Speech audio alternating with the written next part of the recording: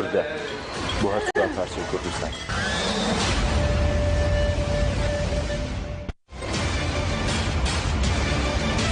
Ama bu azadi Sarogafo erkeki niştaniye bu hamu geli Kurd betabet hünermendan ve roşnbira.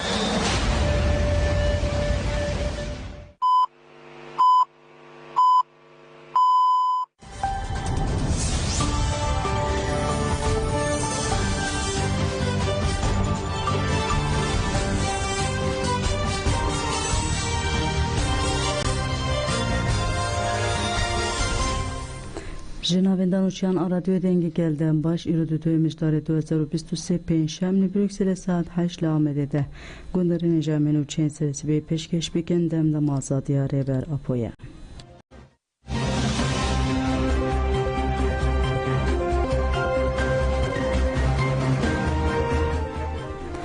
لباجاری برخودان کوبانه به جوشه که مزنات پیروز کردن سال 2014 کوبانه به برخودان که دستان بوجه دست پیکات یک چونه دایشه به خیر کوبانه نتن روجاوی کردستان تمامی از سوریه ج خطری دایشه آزاد بو برخودان لکوبانه جبو گلم بندز بو چاوکانی هیوی و ایلهامه دناوا کردان ده بناور رحی کوبانه یکیتیه هستینه تبی آفران گلن جیهان بون حیران جسرت که چو خوردن کردان و یک مجداری و روژا جهانی کوبانه اعلان کردن.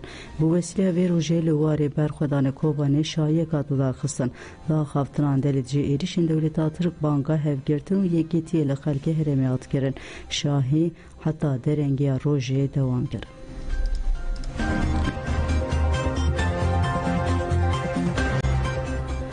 لباکوری کردستان هم بیرانین هم جی پیروزبایی هبون و مابستا یک مجدار روژا جیهانی کوبانه لگلک باجارین کردستان و ترکیه پارتیین سیاسی دا خویانیدان و سردانا گورین شهیدان کرن به پیشنگتی رخصنا DPP یا باجار آمده به وسیله روژا کوبانه یا جیهانی لبر آوای DPP دا خویانی هاتاین رهبرین DPP HDP aktivistên têjayên nûnerên rêxistinên sivîl û gelekez tevlî bûn. Hevseroka DPP Amedê Sultaniya Rayda xuyanî xwend û şehîd bibîranî. Bi heman armancê HDP, DPP û HDP Mêrdînê jî bi boneya yekê mijdarê roja Kobanê ya cîhanê serdana gora şehîdan kirin. Li Nisêbînê girsê çû serdana şehîda Kobanê raperîn eylem.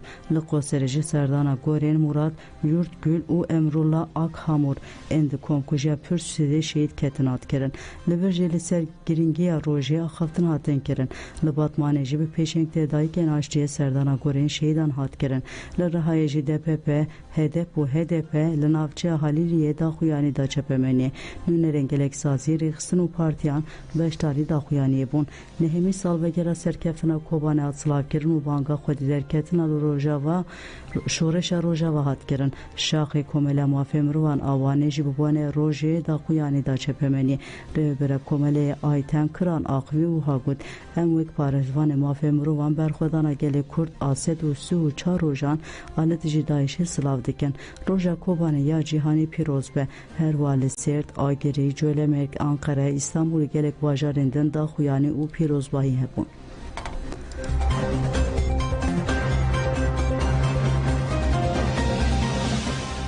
شینین باکو روشات سوریه به داخویانی روژا کوبانی جهانی سلاف کردن. دیگه که مجدار روژا کوبانی جهانی دل روژا و کردستان باکو روشات سوری چلاکیه بون. لقاموش لولا آمده لچلاغا لگرکه لگه دیریکه تل حمیسه تربسپیه تل کوچره من بچه رقایه لطبقایه و لطاقین شیخ مخصوص اشرفیه حلبه داخویانی هاتاین. داخویانی در روژا کوبانی جهانی لگلک آزادی خوازان همیان هات پیروز کردن و هات گوتن. کوبانه به سایه فدکاریا شید و گل هات رزگار کردن. شورشا کوبانه شورشا جنان و جوانان و گلانه به همان رحه امه هرم خوین عفرین سرکانی و گریسی پیشی رزگار بکن. لیدج ایریشان ام بانک لگل کرد دوستان آلگرین دموکراسی و آزادی دکن تکوشینه که هف پار بمشینن.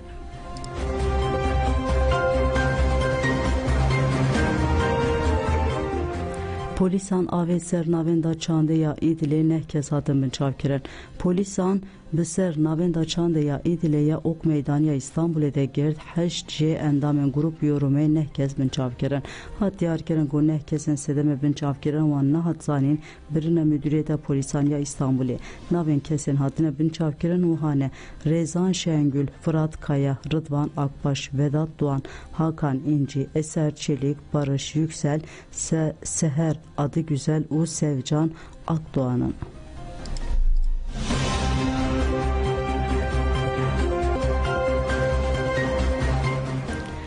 Rojnamavan Süleyman Ahmet Nehroj'un agahî nayê girtin. Editörê Beşa Arabiya Ajansa Rojnivîsê Süleyman Ahmet rojayekê cotmeyê ji bo serdanê çûbû cem malbata xwe ya li taxa Şêx Mexsûd a Helepê. Süleyman roja 25 cotmeyê dema xwest di ser deriya Pêşxabûr Sêmalka re derbasî başûr bibe ji aliyê PDK ve hat revandin û ev het rojên bunda ye.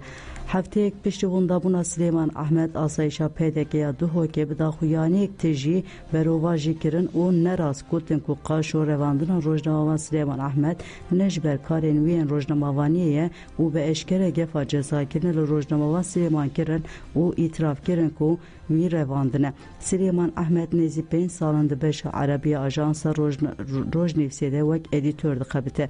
Rojnivîs ragihand ku em wek Ajansa Rojnivîsê tohmetbariyên nerasiyên asayişa duhokê ya PDK bütüncî red dikin û şermezar dikin.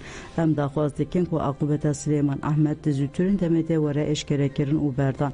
PDK ji ewlehî û jiyana editörê Ajansa me Süleyman Ahmet berpirsiyar e.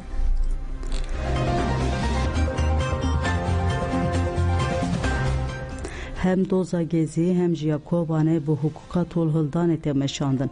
Endamê Komeliya Hukuknasaniya ji bo azadiya ÖHD Parêzer Veysî Eskî ku ji bo berdana parlamenterê tîpê Can Atalayî li ber Adliya Çalayanê di nöbeta adaletê de li ser mijarê ji anê feraxivî.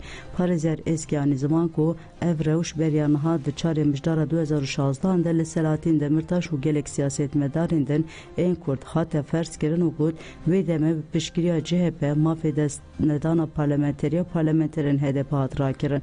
Hemû bêhukukî di destpêkê de li dijî Kurdan têre ceribandin dema ku li wir bi cîhat hingê li hemberî muxalîfên din jî dikin pratikê de. Pişre di mînaka Enis Berberlioğlu da hat dîtin. Dadgeha Destûra Bingehîn biryar da ku divê Berberlioğlu yê ji CHP bû parlamenter bêberdan lê Can Atalayî bernadin. Parêzer Eskî got desthilatdarî biryarên DMM û Dadgeha Destûra Bingehîn li ber çavan nagire. Dadgehên Tirkiye jî li gorî desthilatdarî tev digerin û dibin sedema muxduriyetên mirovan. Parêzer Veysî Eskî bi bir xis ku şaredarê Berê Amedê Gülten Kışanak rewşa Selahattin Demirtaş û Figen Yüksek da bi hemen rengiye bi giştî li hemberî muxalîfan hukuka dijminatiyê tê meşandin. Bi teybetî jî hem di doza gezî de hem jî di doza Kobanê de hukuka tolhildanê tê meşandin. Pirsgirêk desthilatdariyê bi gezî û Kobanê re heya lewma diwan her du dozan de tolhildan dikin.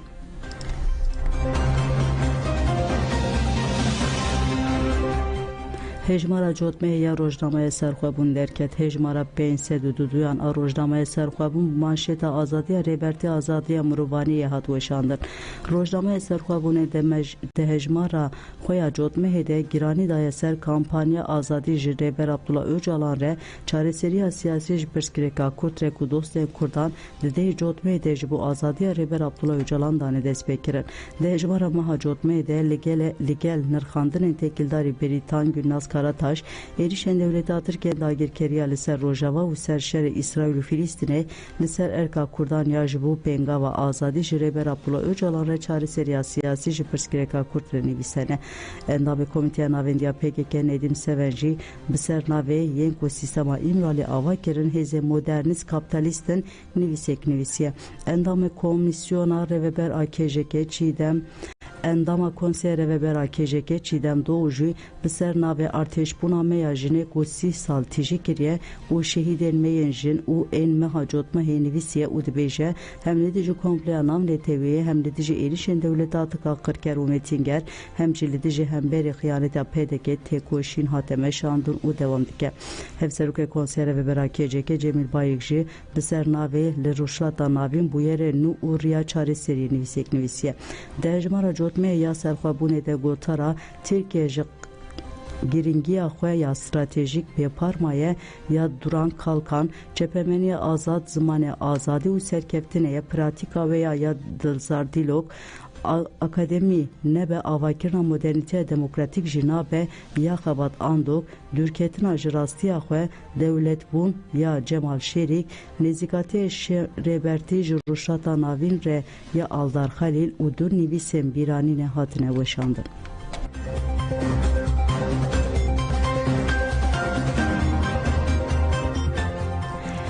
Hejmara zarokên li Xezayê hatine kuştin derket 3648 êrişên İsraîlê yên li dijî Xezayê bawayekê tund berdewam dikin. Berdevke Wezareta Tenduristiyê Xezayê Eşref El Kudra tekildarî merînên li Xezayê daxuyaniyek da çepemeniyê. Kudra da zanîn ku di êrişên ji heftê cotmê hêvelî dijî Xezayê hatine kirin de 3648 zarok û 2209 cê jin 8796 kes hatine kuştin. Kudra eşkere kir ku 22219 kes jî di êrişan de birîndar bûne.